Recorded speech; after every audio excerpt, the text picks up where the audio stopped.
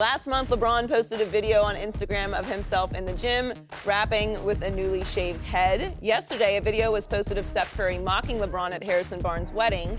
Next to Steph was Kyrie Irving, who was laughing while Curry mocked LeBron. Shannon, are you okay with this? I'm okay with Steph Curry doing it because Steph Curry is on the Warriors. They won the championship. Until the victor goes the spoils. This has been going back and forth, Skip, for 3 years now.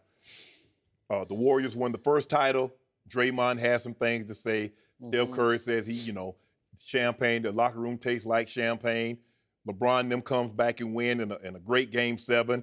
He had the shirt with the Kermit the Frog sipping tea. He has the Ultimate Warrior T-shirt. He even has the cookies for Halloween, going back and forth, and now Steph is mimicking LeBron doing his challenge. Those cookies, they closed the deal, man. I thought that was going to end it all the trash talk. You a hater, Skip. I have no problem with Steph doing what he did because this has been ongoing. But Kyrie, I don't get why Kyrie would even be. Does Kyrie realize that he wasn't on the Warriors? Does Kyrie realize that he was a part of the team that got their butts kicked in 5 games? Does Kyrie realize that, or has he forgotten? Or is he so content on leaving that he's going to throw caution to the wind? Now, Skip, I have no problem, players know each other. They've been knowing each other since AAU. This was Harrison Barnes' wedding, and guys show up. But if you think for 1 second I'm going to be in a video, if it's not for the best man and we all taking a picture together, I'm not about to be in no video with you clowning one of my teammates, even if it's about to be an ex-teammate, because this is what I want all the players and future teammates to Kyrie Irving to do. You see what he did to LeBron James? That's what he'll do to you behind your back. He knew, Skip, I got no problem. Kyrie still, even though he will not be on the Cavaliers next season, he still will be one of my favorite players. But he's gone about this all wrong. He knew the one way he can guarantee himself of being traded, guess what he had to say, Skip? I no longer want to play with LeBron James. Now, he was going to force Dan Gilbert, the owner, you choose him or you choose me. Which one you think Dan Gilbert was going to choose, Skip? No brainer. You know that, I know that. But Skip, he in this thing clowning like, oh yeah, he keying and shucking it up. I see why LeBron wanted to put them things on him. Man, Kyrie, I can't believe you would do this. Skip, under no circumstances, whether I'm here this year or I'm here 10 years from now, I would never, ever go somewhere else and mock you, just like I wouldn't mock the guys that I was on CBS with for 10 years. That's unbecoming. You can laugh and joke, and there's a guy that's going to come out here. Ask Ray Lewis. In a game, I think it was 2002, my first year back in Baltimore, we tried a long field goal. Chris McAllister catches it in the end zone, goes back 105 yards. I remember. Ray cracks back on my best friend, Keith Burns. They would bring it up. I was like, man, I don't want to hear that. I get up and leave. Even though Burns wasn't there. We're just having conversation. We're on vacation. We're in Vegas or we're in LA. I want to hear that.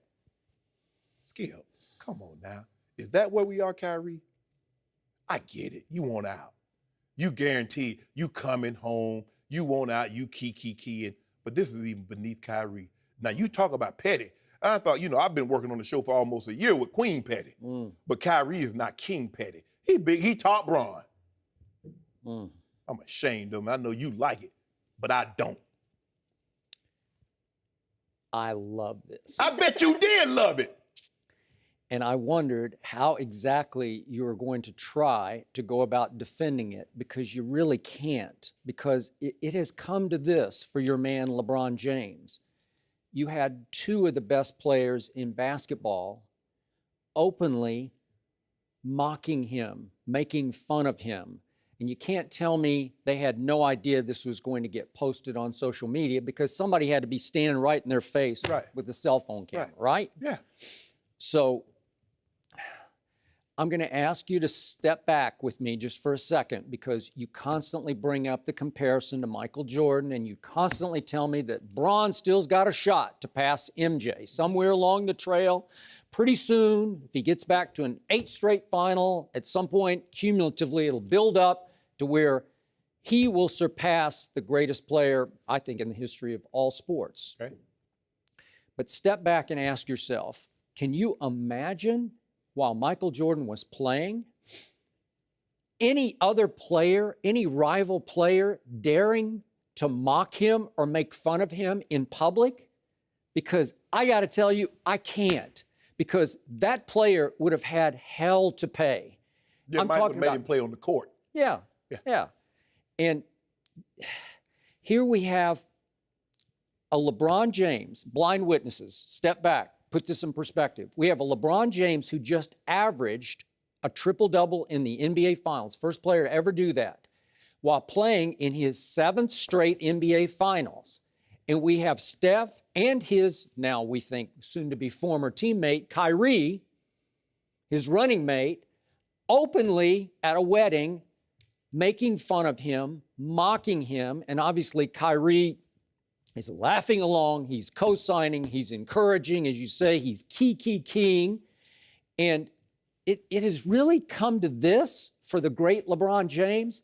I mean, it should be beyond astonishing, but to me, it's not, because we've had this sequence now. We go back to Game 4 of the 2016 Finals, and I hate to bring it up one last time, Draymond called LeBron to his face about as insulting a word face-to-face as one male player can deliver to another. Would you agree with that? Yeah. It's somewhere up there. He called him a foul name. Yes, he did. And walked away because he knew Bron was about to touch it. I don't think so. But and then after the finals, we had Michael Thompson, obviously the father of Klay Thompson, talk about how LeBron never could have made it in the 1980s NBA because of the physicality of it and because his skin is just a little too thin and so many words were exchanged back and forth that were in that same ballpark that he wouldn't have been able to take it because he's always acted too entitled. And now we have, as I told you, I have a source very close to Kyrie telling me that Kyrie wants out, that he's completely done with LeBron, that he is trying to burn that bridge to the ground because he never enjoyed playing with LeBron James. And number two, and even more damning, according to my source, and it's a good one, Kyrie never thought that LeBron took winning quite as seriously as Kyrie took winning, that he was more interested and concerned with how he came off, how he played, what his stat line looked like, as opposed to who actually won the championship.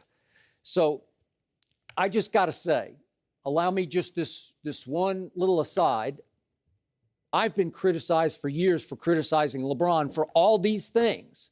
And now they're all coming to fruition. And it's in the same ballpark for me with, I said for 3 long years on the old show that Kevin Durant just didn't like playing with Russell Westbrook. And I just got annihilated for that. How can you say that? That's absurd. Look, they're going to win championships together. They'll win 3 or 4 championships together. Off the court, they are always talking about big brother and little brother. And I got that because Kevin really liked Russell off the court. He just didn't enjoy playing with him. And he didn't enjoy the way the franchise treated Russell as the more entitled player to Kevin. And so finally, when he got his chance, he just said, I'm out. And now Kyrie doesn't really have a chance because he got 2 years left on his deal, but he is trying to force his way out by keying on this video. And he knew, listen, Kyrie is a deep dude, man. He knew exactly what he was doing here. And now he's hoping to fuel and force the trade. He wants it to happen tomorrow because all things LeBron, the diva, the drama queen stuff, the thin skin, the this and that, all those things we've all talked about, everything that Steph is not afraid of, even it goes back to the Halloween cookies. You know, what next? Will LeBron retaliate with Halloween cookies that have little gravestones on them, R.I.P. Steph and R.I.P. Kyrie? He had them last year. Okay, I mean, well, that's 2 what I'm years ago. saying. But he can't have them now because he didn't win the title. Oh, okay. So now it goes to Steph and the Warriors. They get to make fun of LeBron and the Cavaliers because they are the title holders. So when you have the title, I get to say and do whatever I want to do. And then if you want my title, you come and try and take it. Skip, hold on. Michael Thompson said LeBron couldn't play in the 80s. Michael Thompson could play in the 80s, but Bron couldn't? He's just saying the brand of basketball, how physical it got and how ugly it got, words that were exchanged, that LeBron wouldn't have loved it, being the entitled best player on the planet that he is. Creatures that live a long time, they have something called adaptability. And the really great players are these said creatures. They can adapt. There are certain players, the era did not matter in which they played in because they're so great. So I guess Magic Johnson couldn't have played in the 90s because he can't shoot the three like Steph Curry or James Harden so he can't play in the 90s because it's a different brand of basketball. Is that what he's saying? Of course not. They're all questioning LeBron's mental toughness. That's what's happening here. Yeah. They're not afraid of LeBron James. You don't have to be. So if he... Oh, people are afraid of Michael. If he looks like he's... Were they afraid of Michael? Yeah. My God, they lived in terror of him. Man, stop playing. No, I'm not playing. But terror.